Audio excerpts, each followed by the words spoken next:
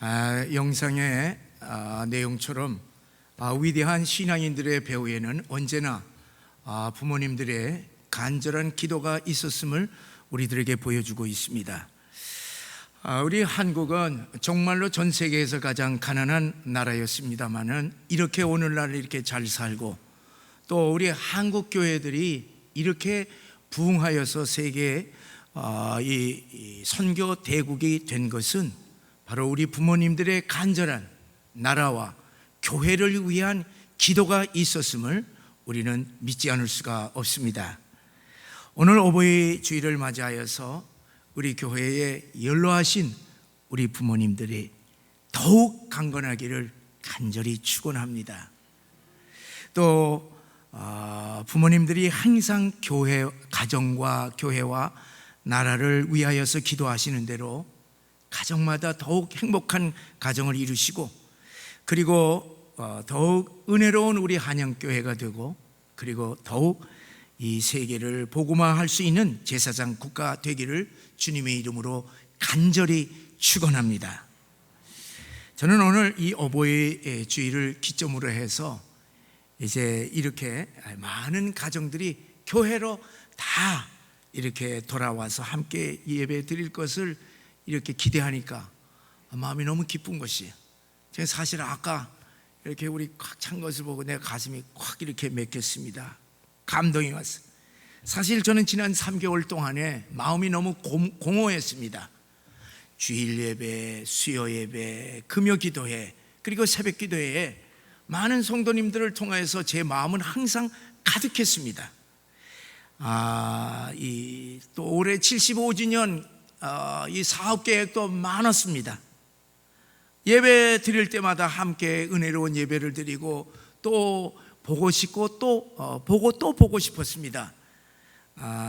이 함께 예배 드리고 즐겁게 먹고 삶을 나누고 그리고 얼굴을 볼수록 이렇게 반가웠습니다.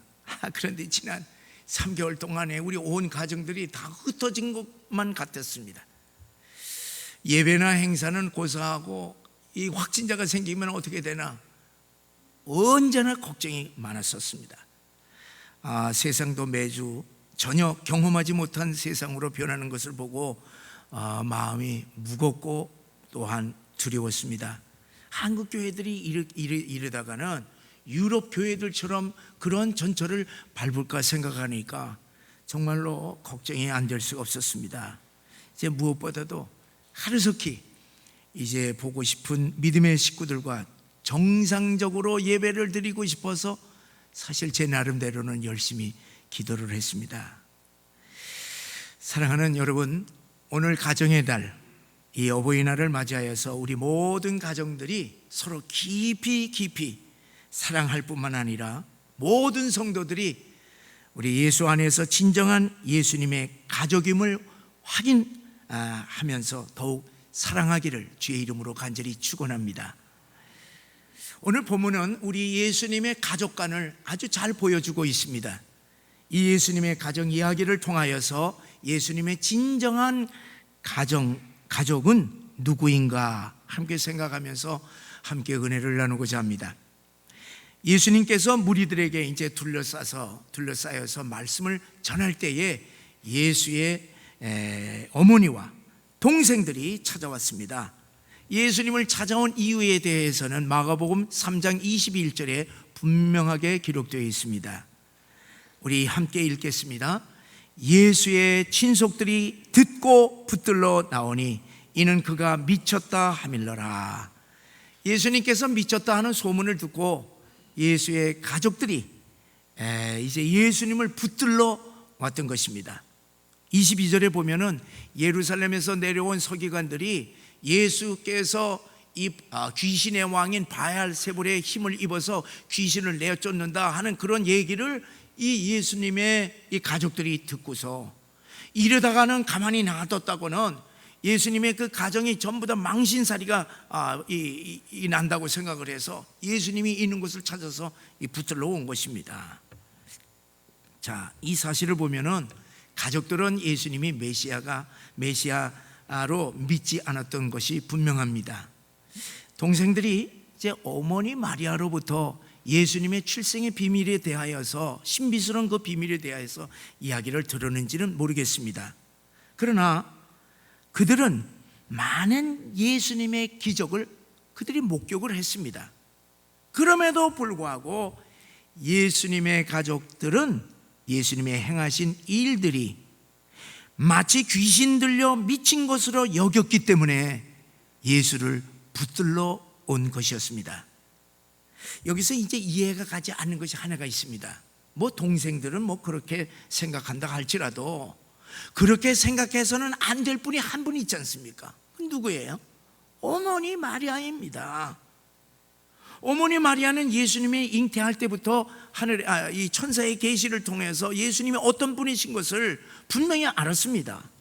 그럼에도 불구하고 마리아는 때때로 인간적으로, 혈연적으로 예수를 대했던 것이 이제 기록이 되어 있는데, 12살 때 어린 예수가 성전에서 이제 머물러 있을 때, 예루살렘 성전에 머물러 있을 때 그냥 예수의 가족들은 그냥 간 거예요. 고향으로 내려갔어요. 3일 만에 예수와 함께 동행하지 않은 것을 알고서 찾아서 다시 예루살렘 성전으로 왔을 때 꾸짖습니다. 어찌하여 함께 동행하지 아니하고 여기 있느냐, 그렇게 꾸짖기도 했습니다. 이 가나의 혼인잔치를 보게 되면은 마리아는 예수님의 기적을 보면서 메시아인 것을 믿었을 텐데, 오늘 여기 본문에 보면은 예수가 미쳤다고 하는 소문을 듣고 온 가족들이 총출동을 했던 것입니다. 그러니까 이해가 좀 안 돼요. 여러분, 그러나 이해가 되든 안 되든 이것이 현실인 것입니다.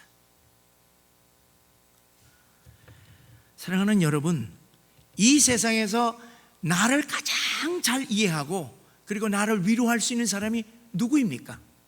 그것은 두말할 것 없이 가족입니다. 그렇잖아요. 그런데 영적인 문제를 대할 때에는 가족이 오히려 원수일 경우도 있습니다. 그래서 주님께서 마태복음 10장 36절에 보면은 사람의 원수가 자기 집안 식구니라, 그렇게 말씀하셨습니다.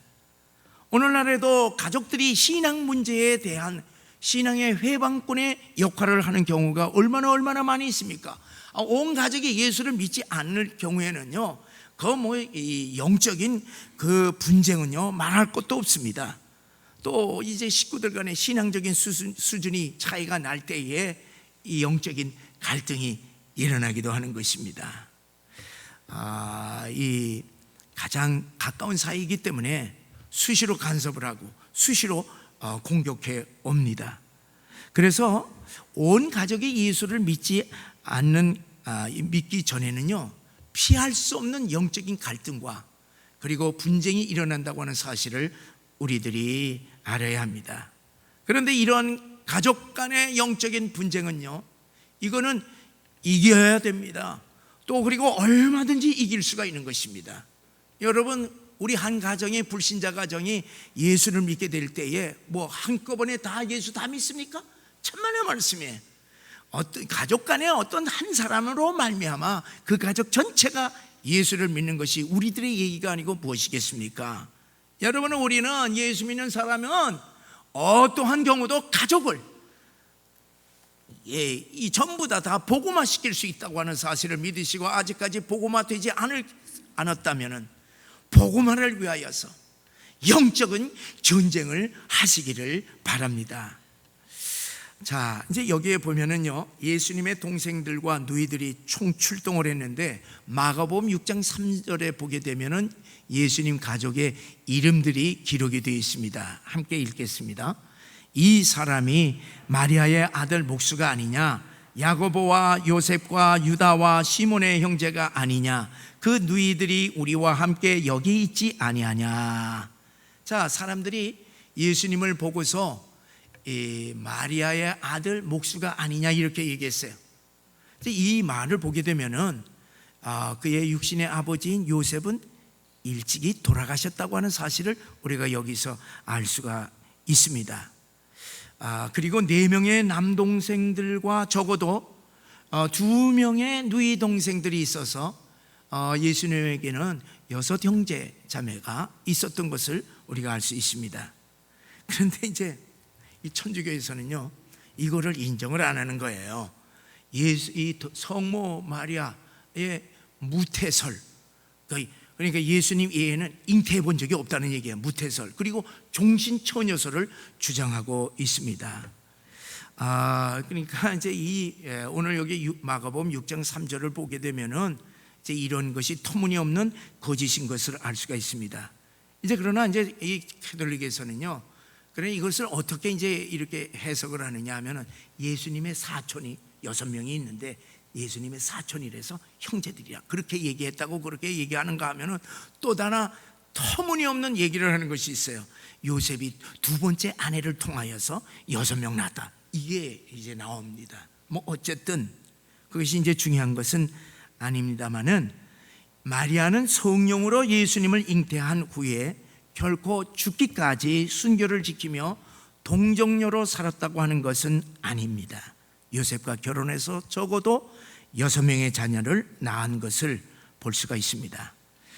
자, 예수님의 가족들이 예수가 미쳤다고 하는 소문을 듣고 나사렛에서 예수님이 계신 가버나움까지 머나먼 길을 달려와서 보니까 집안에 들어갈 수 없을 정도로 사람이 가득히 꽉 차 있었습니다. 그래서 이제 사람을 시켜서 예수님 가족들이 왔습니다, 이걸 전달을 했어요. 그래서 32절에 보면은 보소서 당신의 어머니와 동생들과 누이들이 밖에서 찾나이다, 이렇게 전했습니다. 자, 그래서 예수님이 뭐라고 얘기한 거예요? 예수님이 그 얘기를 딱 듣자마자 돌연히 누가 내 어머니며 동생들이냐, 그렇게 반문하면서 둘러있는 사람들을 가리키면서 내 어머니와 동생들을 보라 한 것이에요. 그리고 누구든지 하나님의 뜻대로 행하는 자가 내 형제요 자매요 어머니이다, 그렇게 말을 했습니다. 여러분, 우리가 예수님의 형제라고 생각하면은 여러분 어떻게 생각하겠어요? 아니, 예수님이 어머니와 동생들에 대해서 자기 가족이 아니라고 얘기를 하니 이렇게 야박스러운 얘기가 어디 있겠습니까? 그렇잖아요. 가족들이 얼마나 당황한 게 있어요. 아마 가족들은 야, 정말 우리 형님이, 우리 오빠가 정말 미쳤지 않은가, 그렇게 생각했을지도 모르겠습니다. 자, 그러나 예수님께서 그들의 마음을 몰랐겠습니까? 예수님은 지금 육신적인 가족을 무시하거나 예수님의 혈연 관계를 인정하지 않는 것은 결코 아닙니다. 여기서 예수님께서 말씀하신 것은 참된 예수님의 가족이 누구인지를 교훈하기 위하여서 하신 말씀인 것입니다.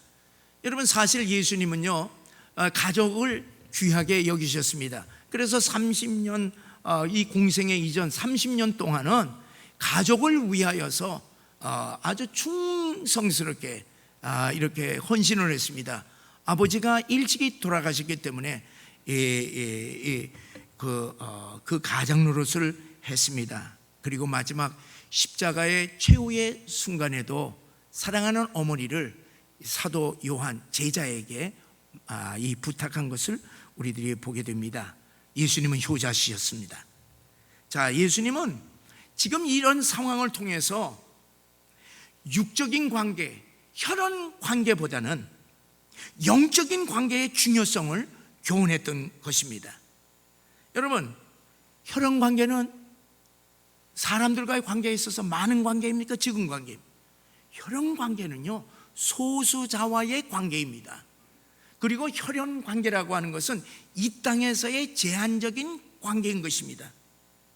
그러나 영적인 관계는 무엇이냐 하면은 이 지구상에 무한한 많은 사람들과의 관계가, 이것이 영적인 관계인 것입니다.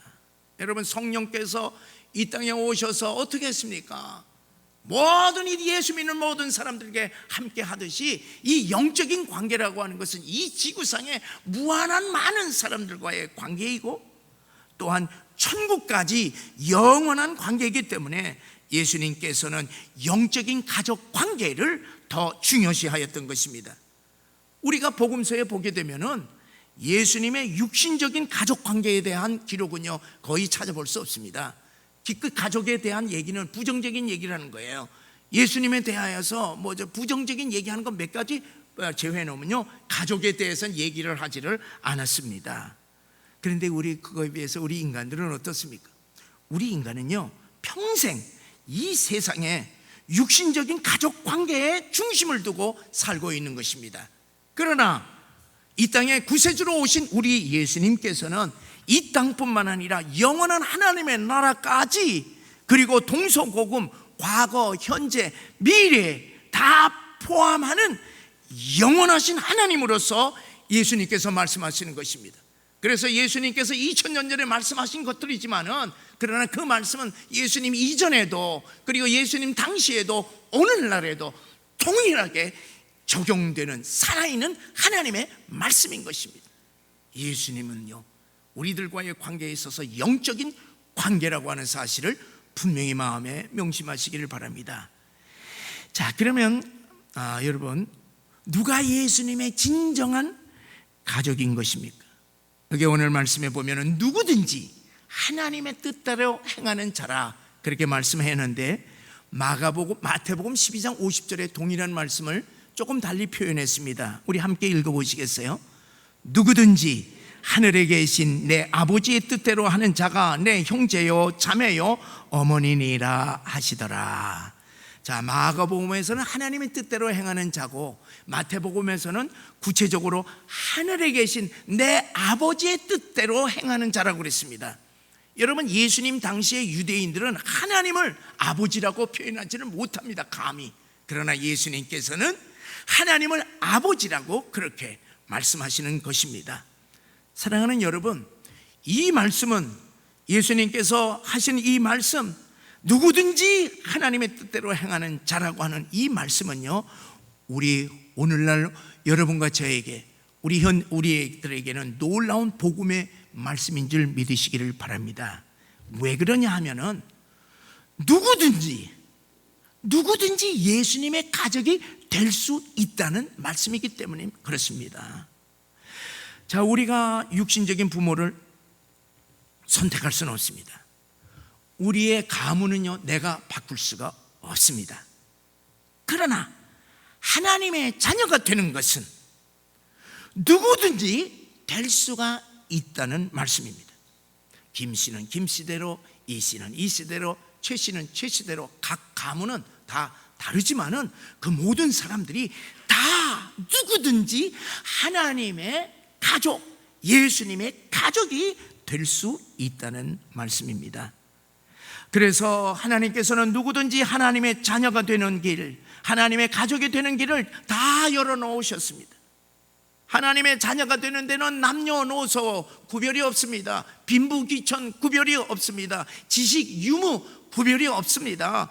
관계가 없는 것이에요. 그리고 흑인이니 백인이니 황인이니 이런 인종 관계가 없습니다. 그리고 흑수저니 금수저니 무슨 혈통 관계가 없습니다. 누구든지 하나님의 자녀, 누구든지 하나님의 가족이 될 수 있다는 말씀입니다. 누구든지 언제든지 어디서나 시간 장소를 다 초월하여 하나님의 가족이 될 수 있다는 말씀입니다. 여러분, 주님이 택하신 예수님의 제자들을 보세요. 그들은요 대부분이 다 가난한 사람들이었습니다. 그들은 신분으로 보면 대부분 다 비천한 사람들이에요. 평범한 사람들이었습니다. 심지어는 죄인의 대명사인 세리들도 끼어 있었습니다. 자, 그러나 우리는 어떠세요? 여러분, 우리가 사람을 고를 때 따집니까? 안 따집니까? 여러분, 결혼은요 말할 것도 없어요. 결혼은요 외모 딱 봐야 되고요, 그 다음에 재산을 딱 보고요, 학벌도 딱 보고, 가문도 보고, 이것저것 여러 가지 다 보면 따지지 않습니까? 여러분, 우리가 직원을 한 사람 채용한다 하더라도 그냥 채용하는 것이 아니에요. 따질 거 다 따지는 것입니다. 여러분, 우리가 친구를 사귀는 데 있어서도요 내 성격에 맞는 사람을 골라서 내 친구로 사귀지 아무나 누구든지가 결코 아닌 것입니다.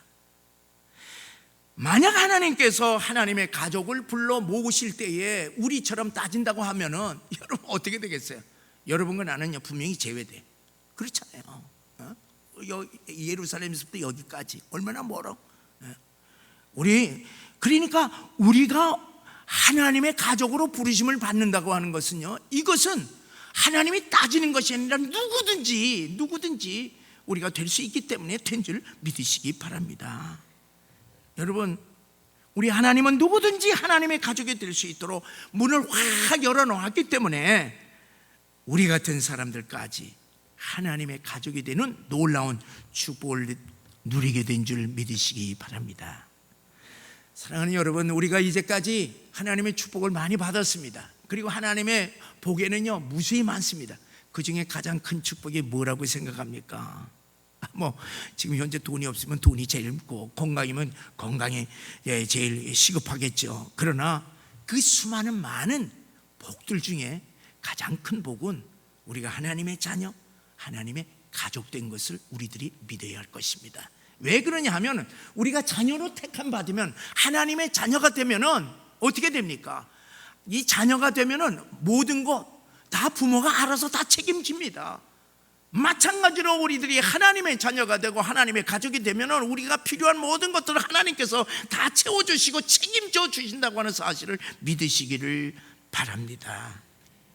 그렇기 때문에 하나님의 자녀, 하나님의 가족의 복보다 더 큰 복이 없는 줄을 믿으시고 우리가 평생 감사의 삶을 사시기를 주의 이름으로 간절히 축원합니다. 자, 그런데 여러분, 세상의 모든 사람들이 다 하나님의 가족이 될 수는 있지만 다 하나님의 가족은 아닙니다. 여기 34절 35절에 보면은 이제 둘러 앉아 있는 예수님의 제자를 포함한 모든 사람들을 보시고 누구든지 하나님의 뜻을 행하는 사람이 예수님의 가족이라 그렇게 얘기를 하는 거예요. 그리고 이 마태복음 12장에 보게 되면은 아주 구체적으로 손으로 제자들을 가르치면서 내 어머니와 내 동생 형제들은 바로 너희들이다, 이렇게 아주 구체적으로 지적을 했습니다. 근데 이제 문제는 뭐냐? 하나님의 뜻이잖아요. 하나님의 뜻을 행하는 자. 하나님의 뜻을 행하기만 하면은 제자가 되고, 제자가 되면은 예수님의 가족, 하나님의 가족이 된다는 말씀입니다. 근데 이 요한복음 6장 40절에 보면은요 귀한 말씀이 있습니다. 우리 다 같이 읽어보시겠어요? 내 아버지의 뜻은 아들을 보고 믿는 자마다 영생을 얻는 이것이라. 자, 예수님을 보고 믿어서 영생을 얻는 것, 그것이 하나님의 뜻이라는 얘기입니다. 그럼 예수님을 보고 믿는데 예수님을 보고 무엇을 믿는 것입니까? 우리가 예수를 믿는다고 덮어놓고 믿는 것이 아니에요. 여러분, 우리들이 예수님을 믿을 때에 네 가지를 반드시 믿어야 할 것입니다. 이 네 가지를 믿을 때에 영생의 축복이 임하게 되고 하나님의 가족이 된다고 하는 사실이에요. 여러분, 무엇이겠어요? 제일 처음에는요 예수님을 보면서 정말 하나님은 살아계시는구나, 하나님의 존재에 대해서 분명히 믿어야 됩니다. 두 번째는 예수님을 보면서 하나님 아버지께서 우리를 지극히 사랑하셔서 독생자 예수 그리스도를 우리들에게 주셨구나 하는 하나님의 사랑, 이 하나님의 사랑을 믿어야 된다는 사실입니다. 세 번째는요 예수님을 바라보면서 내가 얼마나 큰 죄인인가를 깨닫고 내가 죄인인 것을 분명히 믿어야 될 것입니다. 왜? 내가 죄인이 아니라고 하면 예수님과 나와 관계없습니다. 내가 죄인이 아니라고 할 것 같으면 나와 하나님의 관계가 없습니다. 그렇기 때문에 세 번째는 내가 죄인인 것을 깨달아야 돼. 네 번째는 우리 예수님을 보면서 그 예수님의 십자가의 보혈로 말미암아 나의 모든 죄가 깨끗이 사하여져서 하나님의 자녀가 되었다고 하는, 예수 십자가의 보혈의 피로서 내 죄가 깨끗해졌다고 하는 사실을 믿어야만 되는 것입니다. 이 네 가지를 믿을 때 이 믿음을 보시고 하나님께서 하나님의 자녀로 삼아주시고 영생을 얻도록 해주신다는 것이, 이것이 하나님의 뜻입니다. 이것이 기독교의 복음인 것입니다. 이것이 영원한 진리인 것입니다. 이것이 하나님의 가족이 된다고 하는 사실을 믿으시기를 주의 이름으로 간절히 축원합니다. 사랑하는 여러분, 우리 육신적인 가족도 피로 맺어지는 것 아니겠어요? 부모와 자식 간의 관계는요, 이거는 피의 관계입니다. 그렇기 때문에 부모 자식 간의 관계는요, 이거는 절대적인 관계예요. 이거 끊어져서는 안 돼요. 생명적인 관계인 것입니다. 자식이 잘못하면 부모가 자식을 집에서 내쫓을 수도 있어요. 아주 호적에서 파낼 수도 있습니다. 그러나 뭐는 안 되느냐? 부모와 자식 간의, 이 부모 자식 간의 피의 관계는 결코 끊어질 수가 없는 것입니다. 마찬가지로 하나님의 가족도 예수님의 피로 말미암아 이루어진 피의 관계이기 때문에 한번 예수 십자가의 핏부림을 우리들이 받았다고 할 것 같으면 절대로 하나님과 우리와의 관계는 끊어질 수 없는 절대적인 관계라고 하는 것을 믿으시기를 주의 이름으로 간절히 축원합니다. 여러분, 우리가 때때로 우리가 온전해질 수가 있습니까? 때때로는 우리가 연약해서 우리가 낙심하고 쓰러질 때도 있습니다. 때때로 우리는 신앙이 식어질 때도 있는 것입니다. 때때로 우리는 교회를 등지고 하나님을 등지고 세상으로 나갈 수도 있는 것입니다. 그럼에도 불구하고 하나님과 우리와의 관계는 예수의 피로 맺어진 절대적인 관계라고 하는 사실을 믿으시기 바랍니다. 이것을 믿는 자에게 하나님께서 영생을 주시는 것이, 이것이 하나님의 뜻이요, 이 하나님의 뜻을 행하는 자는 예수님의 제자가 되고, 예수님의 제자가 되면 하나님의 가족, 예수의 가족이 되는 축복을 받는다고 하는 것입니다. 사랑하는 여러분, 이 사실을 확실히 믿어 예수님의 가족의 복을 누리시기를 주의 이름으로 간절히 축원합니다.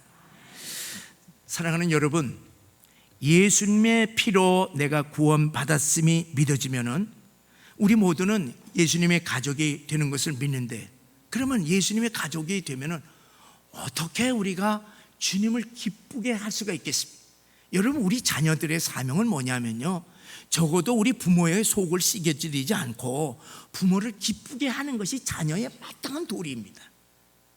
우리 자녀들이 부모에게 마땅히 기쁘게 하는 것이 도리이듯이 하나님의 백성들을, 하나님의 자녀들은 하나님을 기쁘시게 하는 것이 우리의 도리가 아니겠습니까? 그럼 어떻게 우리가 하나님을 기쁘시게 할 수가 있겠어요? 그것은 시편 133편 1절의 말씀입니다.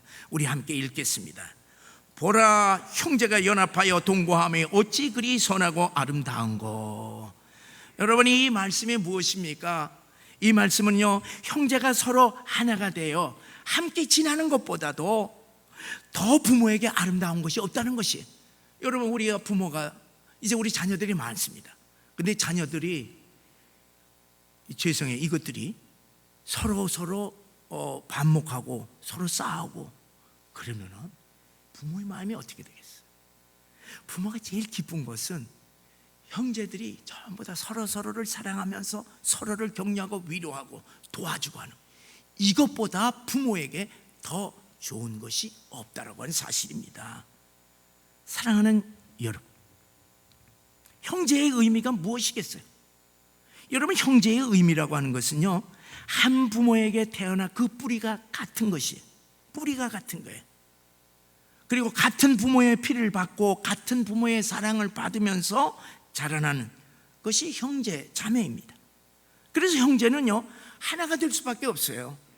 친구와 같지 않습니다. 친구는 사귀다가 헤어질 수가 있어요. 그렇지만은 형제는 부모의 피를 함께 나누었기 때문에 헤어질 수 없는 절대적인 관계인 것이에요. 그러나 오늘날 세상 사람들 보세요.